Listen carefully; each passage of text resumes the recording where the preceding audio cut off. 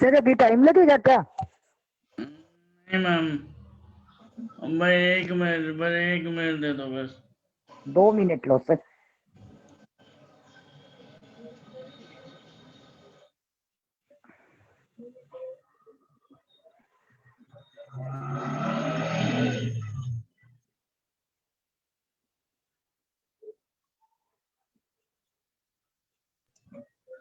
हाँ नमस्कार दोस्तों, आज हम इंटरनेशनल वुमेन डे पे आप सभी का स्वागत करते हैं आइडिया की तरफ से। हाँ, आज हमारे हमारे साथ ऐसे मेहमान आए हुए हैं जो जिन्होंने डिसेबिलिटी को केवल एक शब्द की तौर पे देखा है, अपनी कमजोरी नहीं माना और दुनिया को ये साबित करा दिया कि वो किसी से कम नहीं है। और मैं प्रोग्राम शुरू करने से पहले आइडिया के बारे में कुछ बताना चाहूँगा। आइडिया एक ऑर्गेनाइजेशन है जिसका एम है कि 5,000 दिव्यांग जन को एंटरप्रेन्योर बनाना और 1 लाख दिव्यांग जन को रोजगार के मौके देना।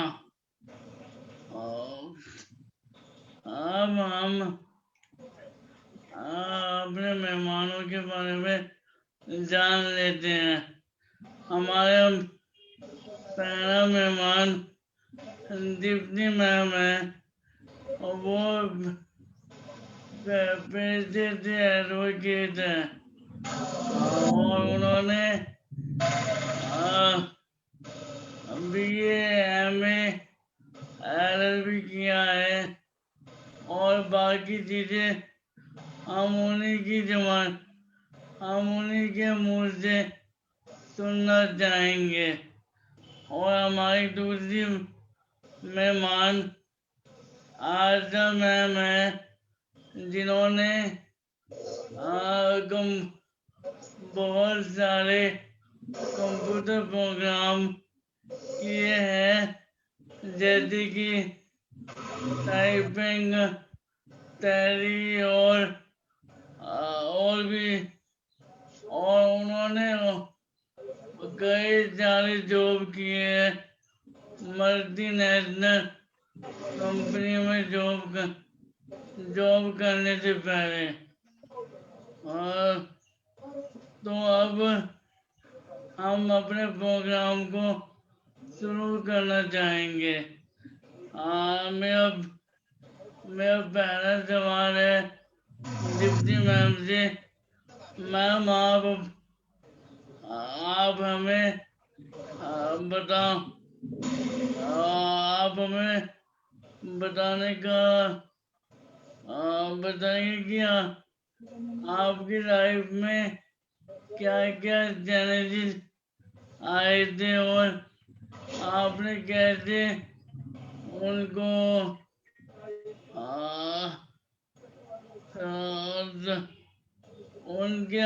उनको संभाला।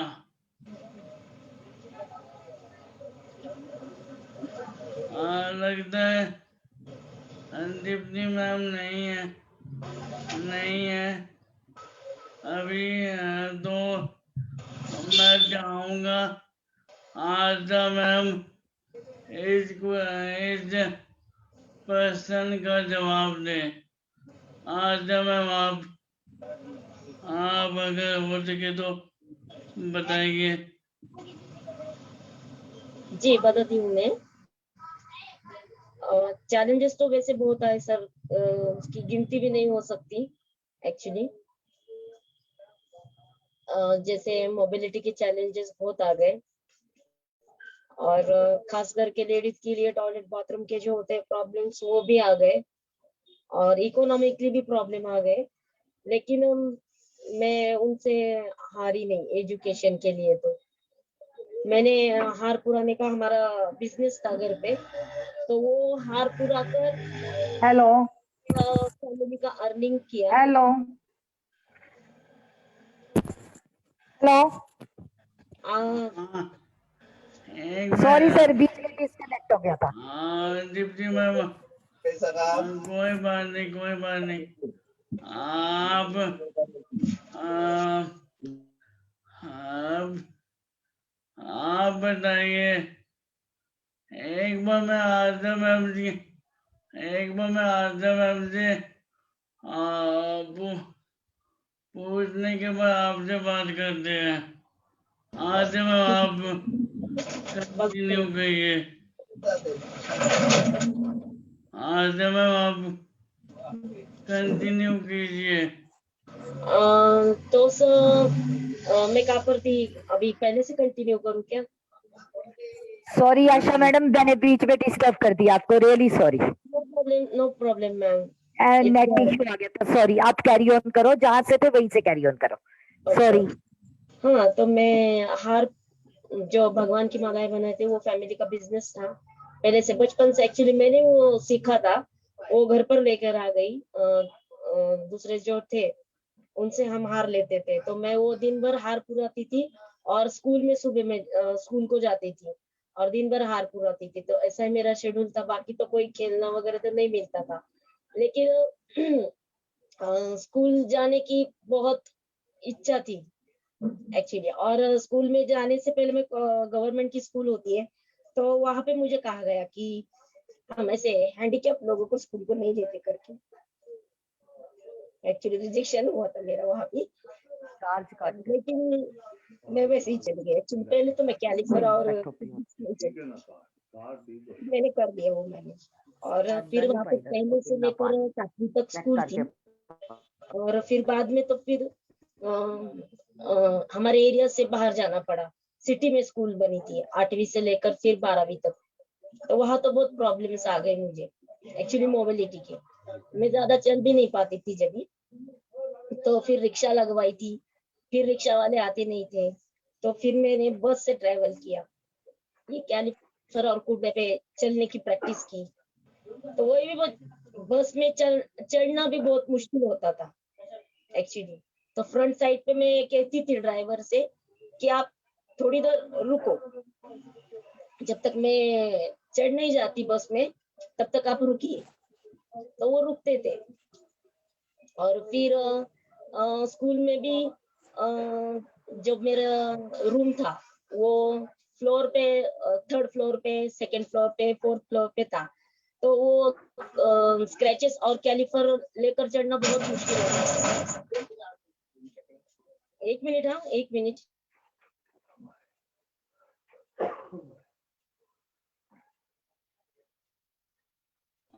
लगता है कोई प्रॉब्लम आ गई। नेट प्रॉब्लम आ रही है। आ,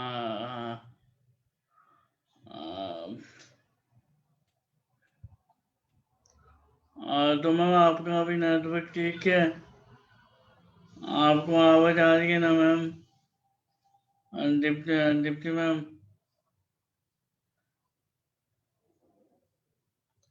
सर कस्टमर आया हुआ है, 1 मिनट 1 मिनट। हाँ सर। कोई बात नहीं मैम।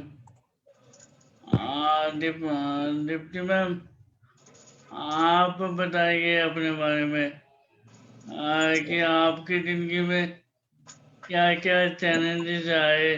मुश्किल है खाली है ना। दीप्ति मैम।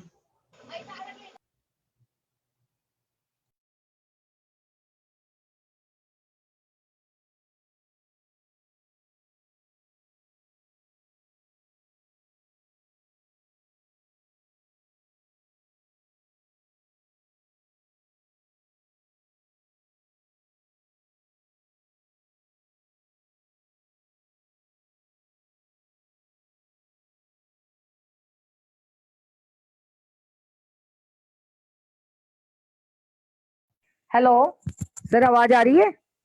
हाँ मैम, आ रही है, आ रही है, आ रही है हाँ मैम। जी सर। सबसे हाँ पहले मैम। अरविंद जी, मैं आपको आपको देखकर बहुत इंस्पायर हुई हूँ। सबसे पहले तो आपको एक सलूट। आप इतनी मेहनत कर रहे हो और जज्बे को आपके सलाम है मेरा। धन्यवाद मैम। अब मैं आपको अब मेरा मैं अपने बारे में सवाल बताती हूँ। आपको मेरा सवाल तो समझ में आ गया ना मैम? बिल्कुल आ गया सर, मैं बताने लगी हूँ। मैं हाँ। सासाराम बिहार में रहती थी। तो छोटी थी तब मेरे लिए बग्गी वगैरह वहाँ गांव में नहीं थे। तो मेरे को एक टीचर ढूंढ कर दी गई जो मुझे घर आकर टीचर पढ़ाते थे स्टार्टिंग में। फिर उसके बाद एक टीचर ढूंढी गई जो मेरे को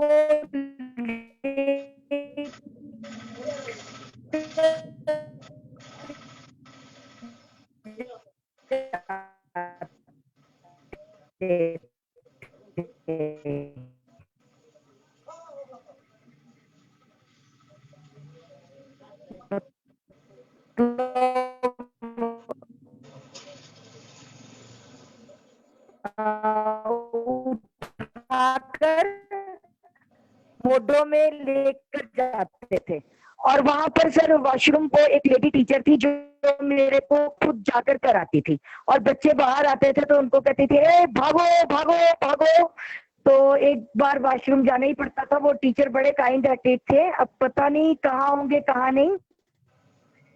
तो उनकी एक छवि अभी भी मेरे दिमाग में है। तो वो संघर्ष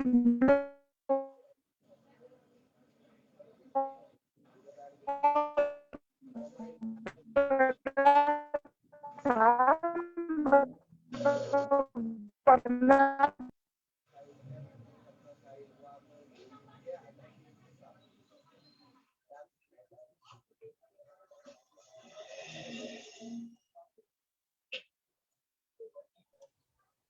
लगता है आज मैम का नेटवर्क बहुत खराब है, नेटवर्क स्लो शायद उनका। बहुत ज्यादा। अम, अम, आ गई मैम दोबारा।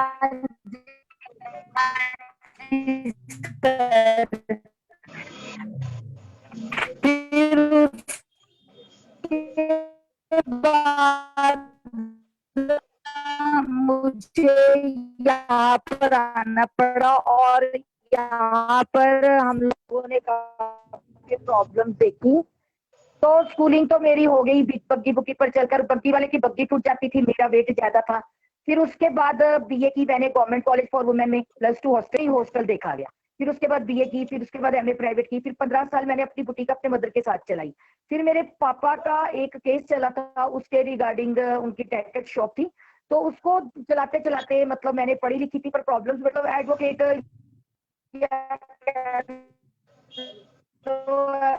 लॉ करने का फैसला लिया।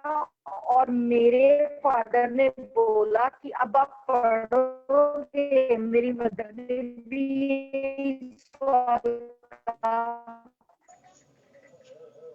किया कि भी अब आप पढ़ोगे। मैंने कहा मैंने पढ़ना है, अभी लॉ करनी है। तो वो करने के लिए मुझे बहुत संघर्ष करना पड़ा क्योंकि एज के हिसाब से भी पढ़ाई भी छूट गई थी। बुक्स को टच करना भी मुश्किल लग रहा था। और हॉस्टल में जाना आना यहाँ से काफी दूर पड़ता था। बीच में मदर भी बीमार रहने लगे। तो ऐसे करके मेरी लॉ स्टडी पूरी होगी, मतलब लगातार पढ़ते पढ़ते हिम्मत नहीं हारी। तो एडवोकेट बनकर मैं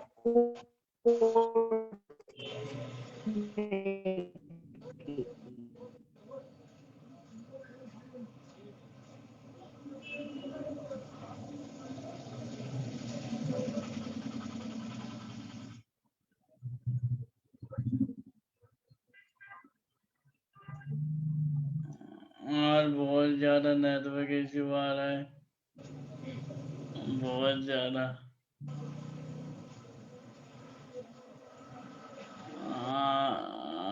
अच्छा मैम, जी सर। अब आप बताइए अपने बारे में। हाँ तो बताती हूँ सर, मेरा कंटिन्यू करती हूँ आगे। तो फिर स्कूल भी अभी जब रूम थी मेरी स्कूल की, वो भी 3rd फ्लोर 2nd फ्लोर ऐसी थी, लेकिन स्कूल ने मुझे बहुत कोऑपरेट किया, उन्होंने मेरी रूम नीचे लेकर आ गए वहां पर। लेकिन कभी कभी पॉसिबल नहीं होता था, तो मैं कैलिपर और स्केचेस के साथ वैसे ही ऊपर चढ़ जाती थी। थोड़ा 5-10 मिनट लेट होता था, लेकिन वो एडजस्ट कर लेते थे।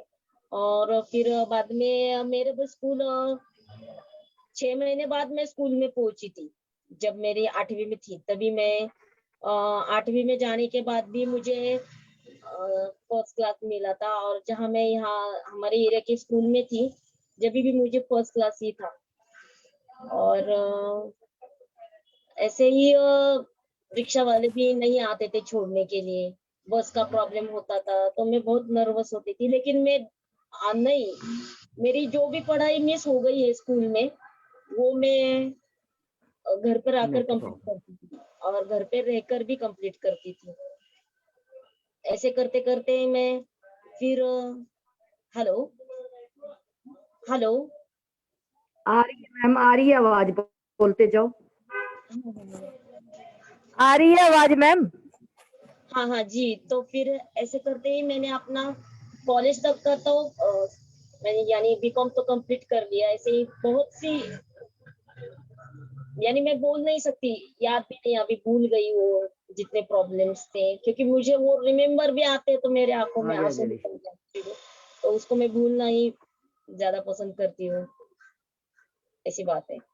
और फिर मैं टेलीकॉलिंग का मेरा फर्स्ट जॉब था, जहाँ पर मुझे 2,500 या 3,000 रुपए सैलरी थी। तो उसके बाद मैंने टेली कॉलिंग का काम किया, और मुझे वहाँ पे सेटिस्फाइड नहीं मिलता था, मुझे नॉलेजेबल जॉब चाहिए था कुछ ज्यादा। तो फिर बाद में मैंने टीचर का जॉब किया स्कूल में। वहां पर पार्ट टाइम जॉब करती थी, और पार्ट टाइम जॉब करते करते मैंने टैली का कोर्स किया। और 2.5 साल वहां पे जॉब करने के बाद मैंने फिर सीए के पास टैली का कोर्स कंप्लीट कर लिया। वहां पे भी मेरा फर्स्ट क्लास आ गया था टैली में भी। और फिर मैंने वो जो सॉफ्टवेयर सीखा था, मुझे उसमें काम करना था, तो वो सॉफ्टवेयर मैंने सीखने के बाद उसमें काम किया, वहाँ के स्किल लर्न किए। और फिर बाद में मैं औंध में एक कंपनी में जॉब करने लगी। और जब मैं सीए के पास वर्किंग करती थी, तब नहीं, स्कूल में जब मैं जॉब में जाती थी तब मैं साइकिल चलाती थी, क्योंकि वो नवी पेट में जॉब था मेरे का, तो मैं साइकिल भी चला चुकी हूँ। और साइकिल चलाने के बाद मुझे ऐसी अ, इच्छा हो गई कि मैं गाड़ी भी चलाऊं। हेलो यस, बस आप बोलिए।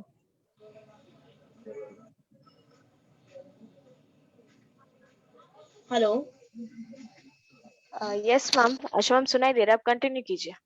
हाँ, तो मैं फिर स्कूल में साइकिल से जाने लगी। और उसी बीच मैंने गाड़ी भी ले ली, और फिर वो जॉब छोड़ दिया मैंने। और फिर डैडी ਨੂੰ ਬੁਲਾ, ਸੋ ਫੋਨ ਖੋਲ ਦੇ ਇੱਥੋਂ ਹੀ ਦੇਖ। हेलो हाँ जी मैम, अच्छा मैम, आप कंटिन्यू कीजिए। अच्छा मैम, आप कंटिन्यू कीजिए। हाँ, तो फिर मैं गाड़ी भी चलानी सीखी, और फिर गाड़ी से जॉब जाने लगी। और फिर गाड़ी मिलने के बाद मुझे जो आने जाने का प्रॉब्लम था, वो मेरा बहुत सॉर्ट आउट हो गया। ऐसे लगा मुझे मेरे पैर मिल गए, मेरी गाड़ी मिल गई तो बहुत आसानी हो गई। और जो साइकिल चलाने में तकलीफ होती थी ना, आज भी मुझे याद है। और वो गाड़ी चलाने में ऐसा लगता है मैं हवा में चल रही हूँ एक्चुअली, जब मैं गाड़ी चलाती हूँ। और फिर मैं औंध में जॉब किया, और फिर औंध का शिफ्ट किया जॉब सर बानेर में, जो हार्डली यहाँ से 8 से 9 किलोमीटर होगा, तो वहाँ पे मैं जॉब करती थी। और फिर मुझे मुझे लगा कि मैं यहाँ पे भी मुझे थोड़ा यानी मैं खुश नहीं थी वहाँ पे, मुझे और आगे बढ़ना था। तो मुझे वहाँ पे लिंक लगी कि एमपीसीएस कंपनी में जॉब है अवेलेबल, तो मैंने वहाँ पे ट्राई किया और वहाँ पे भी बहुत से प्रॉब्लम आ गए डॉक्यूमेंट्स के लिए भी। और फिर हो गया मेरा सिलेक्शन। मैंने टाइपिंग की एग्जाम दी, इसी पीरियड में मैंने टाइपिंग भी कर लिया, 30 इंग्लिश और मराठी। एक्चुअली 30 में तो मैंने काम किया बहुत सा इंग्लिश में, लेकिन मराठी में कभी जॉब नहीं किया। एक्चुअली वो तो मेरा अराउंड 50-60 का स्पीड आ गया था मुझे। तो फिर मैं एमपीसीएस कंपनी में टाइपिंग का एग्जाम भी पास हो गई, ओरेकल एग्जाम भी पास हो गई, मैं कंपनी में ज्वाइन हो गई। तो मैं बहुत खुश थी, बहुत। वहां पे मुझे कैब मिली, कैब की सर्विस मिली, मोबिलिटी मिली, और वॉशरूम का प्रॉब्लम मेरा वहां पे बहुत सॉर्ट आउट हो गया। एक्चुअली कंपनी के मैनेजर थे, वहां पर पर्सनली आकर पूछते थे वॉशरूम के क्या प्रॉब्लम है, तुम्हारे आने जाने में क्या तकलीफ है। एमपीसीएस कंपनी ने मुझे बहुत कोऑपरेट किया, पर्सनली मैं मुझे अटेंड करती थी, मुझे क्या नहीं चाहिए, क्या नहीं चाहिए, क्या चाहिए ये भी पूछती थी। मेरे लिए कैंटीन कंपनी में नीचे लाया। और जो कंपनी के डोर्स होते हैं वो बहुत हार्ड थे, खोलने में बहुत तकलीफ होती थी, तो कंपनी ने वो भी मेरे लिए किया, सब दरवाजे से फ्लेक्सिबल कर दिए मेरे वास्ते। और मेरी रूम ग्राउंड फ्लोर पे रखी वर्किंग की। बहुत कोऑपरेटिव है सब कंपनी में के, फ्रेंड्स अच्छे हैं, मुझे बहुत बहुत अच्छा लगा। लेकिन मुझे एसी का प्रॉब्लम हो गया, इसके लिए मैंने वो जॉब छोड़ दिया। और मैं साल भर मेरी ट्रीटमेंट चल रही थी, और उसके बाद फिर मैंने फाइनेंस में 2-3 महीने जॉब कर लिया, और सोचा फिर इतनी मेहनत में दूसरों के कंपनी में करती तो खुद क्यों नहीं मैं अपना बिजनेस स्टार्ट करूं। मुझे तो हार तो बनाने नहीं आते थे, वहाँ उसमें का मुझे सब नॉलेज है। और फिर ऐसे करते करते ही मैंने वो स्टार्टअप किया, और जेरोक्स मशीन और ये जो ड्राई फ्रूट का है, यहाँ के हमारे जो कोऑपरेटिव लोग हैं उन्होंने मुझे शुरुआत कर दी ड्राई फ्रूट्स के लिए। तो ऐसी बहुत सी हार्ड जर्नी थी, फैमिली प्रॉब्लम भी थे, लेकिन मैं उन प्रॉब्लम से उभरती गई और आगे आगे बढ़ती गई। और फिर बाद में जब भी मैं सोचती थी कि ये प्रॉब्लम्स है ना, इसी की वजह से मैं हूँ, जहाँ प्रॉब्लम्स है वहाँ सॉल्यूशन भी है। तो बस, थैंक यू। जी मैम, आपने बहुत अच्छी तरह आपने बहुत अच्छा बताया। Thank you. दीप्ति मैम, अब आपसे जानना चाहेंगे कि आप कैसे पर्सन विद डिसेबिलिटी के लिए, डिसेबिलिटी के राइट के लिए आपने इतने सारे मतलब कैंपेन किए, आपने किधर से आपको इंस्पिरेशन मिली डिप्टी मैम?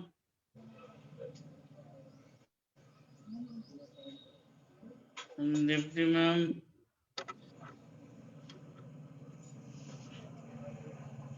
वो नहीं है ऑनलाइन सर। ऑनलाइन हूँ मैम, ऑनलाइन हूँ। हेलो हाँ, स्पीक वीडियो हाँ ऑन मैम, कीजिए। हाँ मैम, हेलो हेलो। हाँ मैम, बोलिए आप। हाँ सर, मैं इंस्पायर हुई जिनसे, वो बिल्कुल दिव्यांग नहीं है।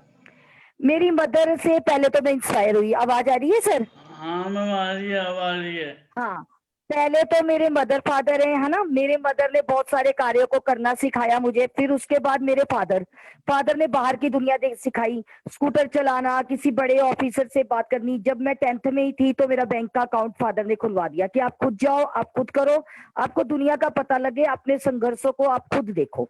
तो तब मेरे पास स्कूटर भी नहीं होता था, मैं ऑटो पर चलती थी, बैंक भी ऊपर था और सीढ़ियां चढ़कर जाती थी।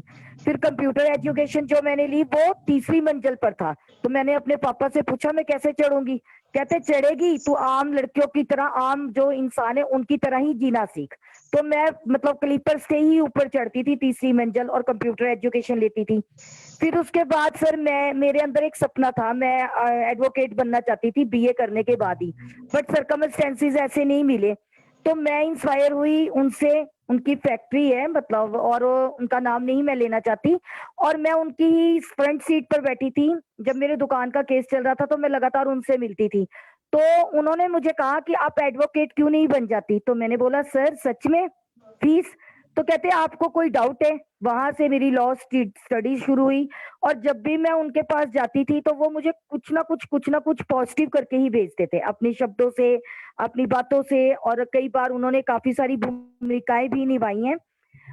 और सर सबसे बड़ी बड़ी बात ये है कि मेरे माँ बाप ने मुझे मेहनत करनी सिखाया था, हीरा तो बना दिया था, लेकिन उस इंसान को नमन है, सत सत नमन है, जिन्होंने पॉलिश करके मुझे दीप्ति जी लोगों के मुंह से सुनना जो मैं आज सुन रही हूँ, वो उन्होंने मुझे मतलब पॉलिश की मेरे पर, और मेरी लगातार खोट निकालते रहे। अभी भी वो जब देखते हैं कि कुछ उनको लगता है तो वो अभी भी उस चीज को निकालने का प्रयास करते हैं। ये कहना चाहती हूँ सर कि लोगों के पास समय ही नहीं है, हमें इज्जत भी करना, सम्मान भी करना चाहिए, ये तो उनके लिए हो गया। और दूसरी बात ये कहना चाहती हूँ कि सर जब भी इंसान हारता है अपने अंदर से हारता है। हम क्यों सोचते हैं दिव्यांग, हम दिव्यांग नहीं है सर, तो हमारी सोच है। मैं एक अपने जैसे समर्थ बनने वाले साथ है, तू इधर उधर, हे दिव्यांग क्यों भटकता है तू इधर उधर, क्यों कहता है मुझे ये दे दो, मुझे वो दे दो, मुझे वो दे दो। उठ उठ खड़ा हो, उठ खड़ा हो, देख शीशा और बोल मैं सशक्त हूँ, मैं समर्थ हूँ, मैं सशक्त हूँ, मैं समर्थ हूँ। तो एक दिन ऐसा आएगा, एक दिन ऐसा आएगा तू सच में सशक्त और समर्थ बन जाएगा। तू शीशा देख, बोल मैं अपने आप से प्यार करता हूँ। तू शीशा देख और बोल मैं अपने आप से प्यार करता हूँ, क्योंकि खुद से जब तुम प्यार करोगे तो तुमसे दुनिया प्यार करेगी। क्यों कहता है कि मुझ में कुछ भी, मुझ में कमी ही कमी है? क्यों नहीं कहता कि मुझ में सब कुछ है और मैं देना चाहता हूँ, मैं ये भी दूं, मैं ये भी दूं, मैं ये भी दूं। तो एक दिन ऐसा आएगा कि तेरे देने वाले हाथ बन जाएंगे और तू अकेला चलेगा, तेरे पीछे कारवां चलने लग जाएगा। मैं जब सर गई थी कोर्ट तो बिल्कुल अकेली थी, लेकिन आज मुझे वो बार भी इज्जत करती है। और दुनिया में मुझे नहीं लगता सर मैं कोई कमजोर इंसान हूँ, मुझे ऐसे लगता है कि सब कुछ मैं कर सकती हूँ। मैं अपने घर का खाना भी बनाती हूँ, एडवोकेट होने के बाद भी अपने घर की सफाई भी कर लेती हूँ। यानी कोई काम ऐसा नहीं है जो मैं नहीं कर सकती। मैंने अपनी फिजिकल बॉडी की मतलब जो परेशानी है उसको ऐसे ही ढाल लिया कि मुझे करना है। और जुनून में बड़ी ताकत है सर, जब आप कुछ चीज ठान लो तो कर सकते हो। अगर 7 चोटियों तक एक लड़की जा सकती है और एक उंगली से कोई वीडियो बना सकता है, तो फिर हम क्यों नहीं कर सकते? अभी दीप्ति एडवोकेट बन सकती है तो और क्यों नहीं कोई बन सकता? आप भी तो सर लॉ कर रहे हो, आपको भी परेशानियां आती हैं, सबके जिंदगी में परेशानियां हैं। और मेरे संघर्ष में सबसे बड़ी भूमिका मेरे माँ बाप की थी, फिर मेरे गुरुजी की थी, और एक NGO anti corruption federation of India जिनके प्रेसिडेंट नीरज जी हैं, उन्होंने मुझे बहुत सपोर्ट किया, उनकी पूरी टीम ने ही सपोर्ट किया है। तो सर अब मैं उनको तो वापस नहीं कर सकती, है ना? तो क्यों ना ये चीज मैं आगे बांटूं, आगे तो बांट सकती हूँ, अब उनको तो मैं वापस नहीं ना कर सकती। कम से कम आगे बांटकर मेरी आत्मा शांति हो, मेरी आत्मा में भी शांति होगी। और इंसान जब भी गिरता है सर वो अपनी नजरों में गिरता है, दुनिया की नजरों की परवाह मत करो कि कोई आपको लंगड़ा कह रहा है, लंगड़ी कह रहा है। अरे अगर हम लंगड़ा है, लंगड़ी है तो कह रहा है, कहने दो, कोई बात नहीं। हमें हमारा टारगेट क्लियर होना चाहिए कि हम लंगड़े होते हुए, लंगड़ी होते हुए क्या कर सकते हैं, और हमें वो करना है। हमें इन चीजों का फर्क नहीं पड़ना चाहिए, क्योंकि लंगड़ी शब्द बना है, जिसके पैर नहीं उसी को लंगड़ी कहा जाएगा ना। पर एक सही इंसान लंगड़ा ना होते हुए वो काम नहीं कर सकता जो लंगड़ी होते हुए या लंगड़े होते हुए हम लोग कर जाते हैं। हमारे पास समय है, आप मीटिंग ले रहे हैं, जो सही है वो क्या मीटिंग ले रहे हैं, एबल हैं जो, उनके पास समय नहीं। मैं ये नहीं कहती समाज में सारे इंसान एक जैसे हैं, कईयों के पास समय है और वो दे भी रहे हैं। तो हमें ये नहीं देखना समाज में कुछ लोग हमें हमारे बारे में क्या कह रहे हैं, हमने ये देखना है कि जो हमें लंगड़ी या लंगड़ा भी कह रहा है तो उसके अंदर भी कोई अच्छाई है। भगवान ने सब इंसान को बनाया और सबके अंदर भगवान है, तो उसमें भी कोई खूबी है, हम उसकी क्वालिटी को अडॉप्ट कर लें और जो कमी है उसको छोड़ दें, कमी को ना लें और उसको बड़े प्यार से जवाब दे। थैंक यू सर, आपने मेरे को लंगड़ी कहा। और कोशिश करें मेरे जैसे जो समर्थ बनने के साथी हैं कि ठोकरों से निखरना शुरू कर दे। जब ठोकरों से निखरना शुरू कर देता है इंसान तो उन ठोकरों का असर नहीं होता और ठोकर मारने वाला भी आपके पैर छूता है। सर ये मेरी प्रैक्टिकल जिंदगी में हुआ है। जो आपको कुछ बोलता है, जब आप नहीं करना शुरू कर देते हो तो वो आपके पैर छूता है। तो फिर आप ही बताइए सर, आपने भी जी फेस किया है ना? तो मैं गलत हाँ तो नहीं कह मैम, रही, नहीं मैम, आप बिल्कुल कोई बात गलत नहीं कह रही। है ना? हमारे पास सिर्फ एक ही एनर्जी है, सिर्फ हमारी शारीरिक अवस्था तो कमजोर है, लेकिन मानसिक अवस्था से हम उड़ान उड़ सकते हैं। हमारे पास एक एनर्जी है, अगर हम उस एनर्जी को दूसरे शब्दों में मतलब घूम कर रह जाएंगे तो हमारा माइंड का संतुलन, दिमागी संतुलन खराब होगा, फिर हम अपनी उड़ान नहीं उड़ सकेंगे। तो क्यों ना हम अपनी एनर्जी को सही तरफ लगाकर अपनी उड़ान उड़े, हर चीज जी को मैम, शक्ति पॉजिटिव सोचकर चले। मैं तो ये जी सोचती हूँ। जी मैम, और आपका धन्यवाद, आपने इतनी अच्छी कविता सुनाई। मेरे को बहुत अच्छा लगा आपकी कविता सुन के। आशा जी, आशा मैम, मैं आपसे जानना चाहूंगा कि मैम आप की नजर में जो दिव्यांग जो महिला अपना रोजगार करती है, उनको क्या क्या चैलेंजेस आते हैं, और वो कैसे कैसे, आपको क्या लगता है कि वो कैसे अपना चैलेंजेस को ओवरकम कर सकती हैं?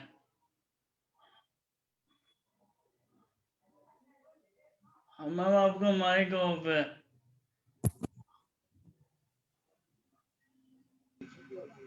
सर जब तक आशा मैम आते हैं, मैं कुछ और भी कहना चाहती हूँ, अगर इजाजत हो आपकी तो। हाँ सॉरी मैम, मैम, क्या हेलो, कहा आपने?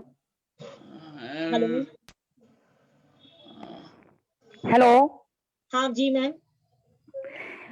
मैं ये कहना चाहती हूँ सर, जो स्पेशल एबल गर्ल्स हैं, है ना, जिनको लेडीज प्रॉब्लम यानी मेंसेस में ही माहवारी होती है, जो स्पेशल एबल हैं, जो मंद बुद्धि कहते हैं जिनको, सर सोचो वो अपनी टॉयलेट नहीं जा पाते।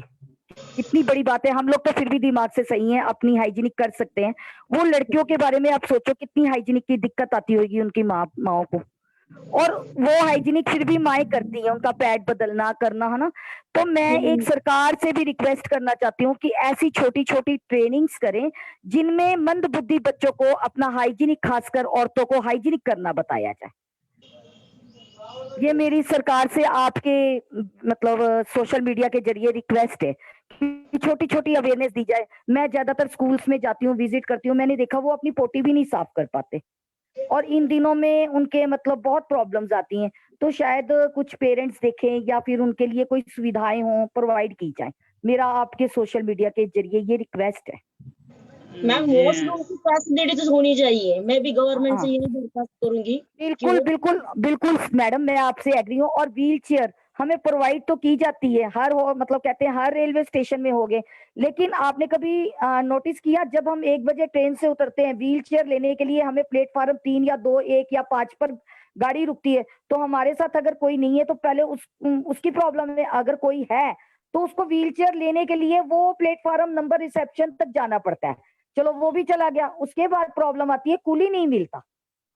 तो गवर्नमेंट को चाहिए, अगर व्हील चेयर है तो उसके जगह जगह प्लेटफॉर्म्स पर नंबर दिए जाएं, जिसको जरूरत है वही करेगा ना।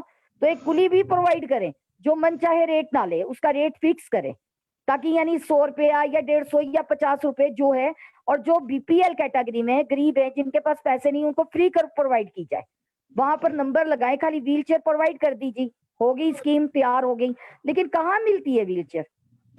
तो वो व्हील चेयर देने के लिए कुली भी प्रोवाइड करें, उसके नंबर लगाए जाए, 3-4 कुली हो, जैसे एक बिजी है तो दूसरा आए हमें लेने, और हर प्लेटफॉर्म पर उसकी नंबर और उसका नाम विजिबल हो, ताकि हम कॉल करें और हमारे लिए वो व्हील चेयर और वो बंदा आ सके, कुली जो भी है, और उसको हम पैसे दे सके जो भी है। और वहां पर तो मैम 500, 1000 ऐसे मांगते। एक बार मैं दिल्ली से आई तो मेरे से 500 रुपए कुली ने मांगा, सिर्फ व्हील चेयर को 2 नंबर प्लेटफॉर्म से 1 नंबर पर लाने के लिए।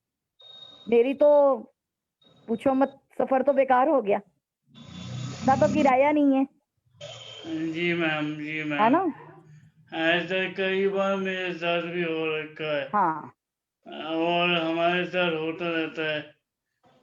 मैम आशा जी, अब मैं आपसे वो वही सवाल करूँगा जो मैं पहले किया था कि जो दिव्यांग महिला अपना रोजगार कर रही हैं उनको क्या क्या दिक्कत आती है आपके हिसाब से? एक तो सर पहली प्रॉब्लम जो है वो आने जाने का प्रॉब्लम, मोबिलिटी का वो। और जो स्टेप्स होते हैं ना सर हर जगह, वो चढ़ने में बहुत प्रॉब्लम होता है सर।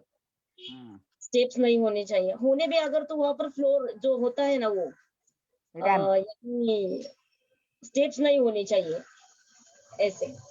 और वॉशरूम की फैसिलिटीज होनी चाहिए। और सर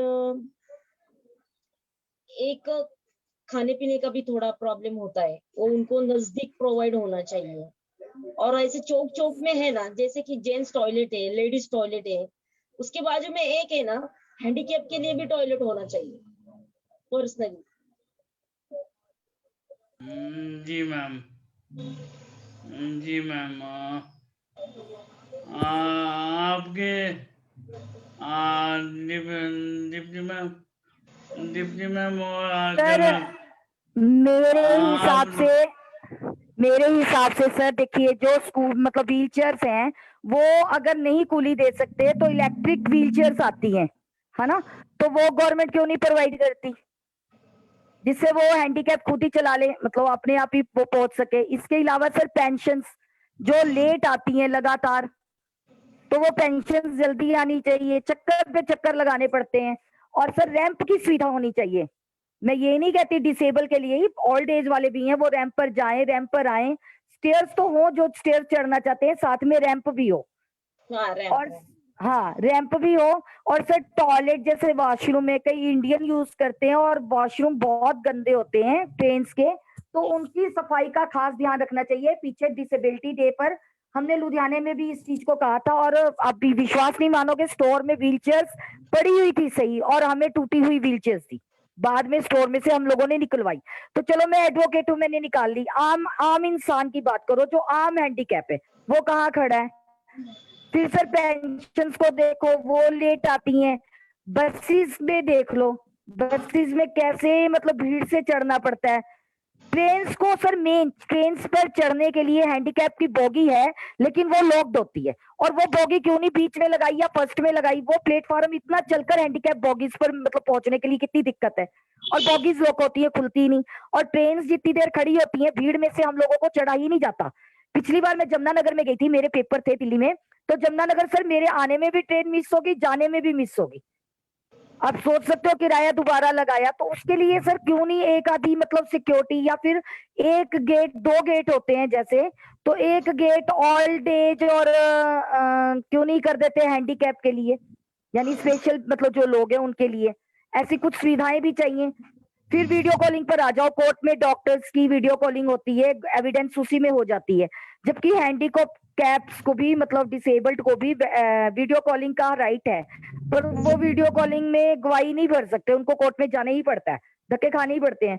तो वो ये जो मतलब पर्सन विद डिसेबिलिटी एक्ट 2016 में बने हुए हैं, उनको प्रैक्टिकल करने की जरूरत है, बजाय कि हम नए अमेंडमेंट्स कराएं, उनको प्रैक्टिकल करें। मैं तो ये कहना चाहती हूँ, मतलब जी बहुत सारी, अब मैम। निराम्या ही ले लो, निराम्या है स्पेशल एबल के लिए बनी हुई, ये 1 लाख का है, उसमें नेशनल ट्रस्ट करती है, उसके लिए जो है क्लेम ही नहीं आते, राइट टू इंफॉर्मेशन एक्ट लगाना पड़ता है, ठीक है जी, फिर फर्स्ट अपील लगानी पड़ती है। अब जो एडवोकेट्स नहीं है, वो स्पेशल एबल बच्चे के साथ परेशानी झमेले में पड़े, क्लेम मिल रहा है, सरकार की स्कीम है, तो क्यों नहीं उन्हें प्रोवाइड करने में मतलब फटाफट प्रोवाइड करते हैं? उसके लिए राइट टू इन्फॉर्मेशन एक्ट सहारा क्यों लिया जाता है? ठीक है, ऐसे कैंसर पेशेंट्स के लिए पीएम योजना बनी हुई है, उसकी भी यही प्रॉब्लम है सर। वो बंदा कैंसर में पड़ रहा होता है, और यहाँ से वो ग्रांट ही आने में आरटीआई लगाओ, फर्स्ट अपील लगाओ, तो 30-30 दिन सर हो जाते हैं, फिर सेकेंड अपील लगाओ।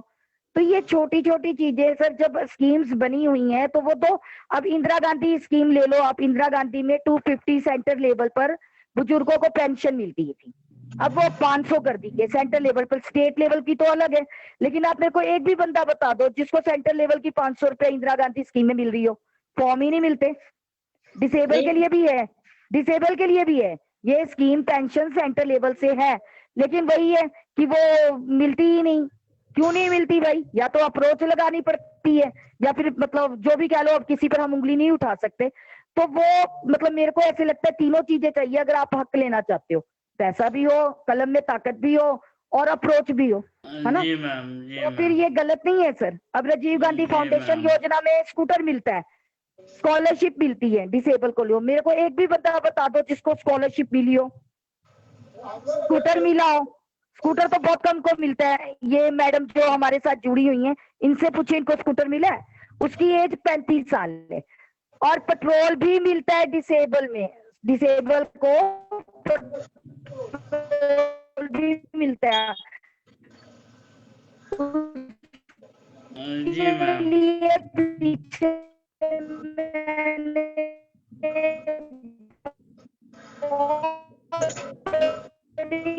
लंबी लड़ाई लड़ी थी, फॉर्म ही नहीं मिल रहा था।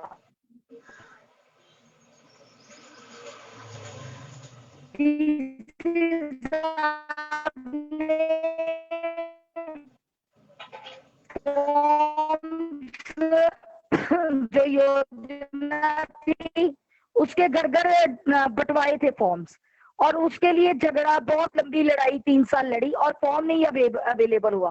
2000 फाइन तो लग गया डीसी साहब को, उनके कट के मेरे में आ गया था अकाउंट में। स्कीम के लिए पहले इतनी लड़ाई लड़ो, फिर 3-3 साल 4-4 साल एक स्कीम। तो सर मैं ये चाहती हूँ कि, हेलो, हाँ जी, जी हेलो, मैम, जी, जी हाँ मैम, जी सर, जी मैम। आप सर बताओ मेरे मैम, विचारों से। मैम, अब हमारे पास समय कम है।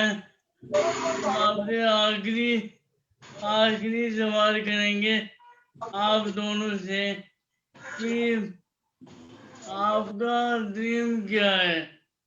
और ये हमारे जो दर्शक देख रहे हैं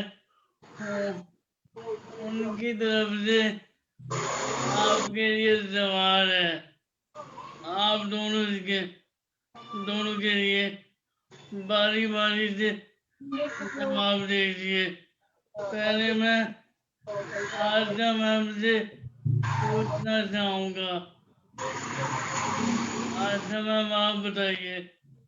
मैं तो यही ड्रीम देखती हूँ सर कि मेरी लाइफ में आउटस्टैंडिंग बना सकूं, और मेरे साथ और भी जो दिव्यांग लोग हैं ना, उनकी भी लाइफ आउटस्टैंडिंग बना सकूं। और अभी जो मैं एक पॉइंट डिस्कस करना चाहती हूँ सर, मैम ने बताया था कि मेरी ऐसी गवर्नमेंट से दरखास्त है कि जैसे हर सिटी में, हर एरिया में कॉर्पोरेट होते हैं उस एरिया के लिए, वैसे ही उस एरिया में हर सेक्शन में हैंडीकैप एक कॉर्पोरेट होना चाहिए, जो हैंडीकैप की प्रॉब्लम सॉर्ट आउट कर सकते हैं। जो एक अथॉरिटी होती है दूर तक जाने की, उधर उनको जाना नहीं पड़े, आसानी हो जाए उनकी प्रॉब्लम उनको बताने में, सॉर्ट आउट करने में। एक इंसान रहेगा हैंडीकैप कॉर्पोरेट के जैसा। जी मैम, जी मैम। अब दीप्ति मैम, आप। सर मेरा सपना है कि आने वाले समय में भगवान मुझे नवाजे धन दौलत से और हर चीज से, और आप लोगों का साथ दे, तो मैं स्पेशल एबल बच्चों के लिए एक लिविंग होम खोलना चाहती हूँ, जिसमें वो रहें जिनके माँ बाप नहीं रहते, और बच्चे रहें वहां पर, वो खाएं भी, कमाए भी, और वहां पर रहें भी, वोक्यूलेशन भी हो, उनको सिखाया भी जाए, क्योंकि 20 साल के बाद स्कूल निकाल देते हैं स्पेशल एबल बच्चों के लिए। तो मैं ये चाहती हूँ कि स्पेशल एबल बच्चे जिनके माँ बाप नहीं है रहते दुनिया में, वो वहां रहें।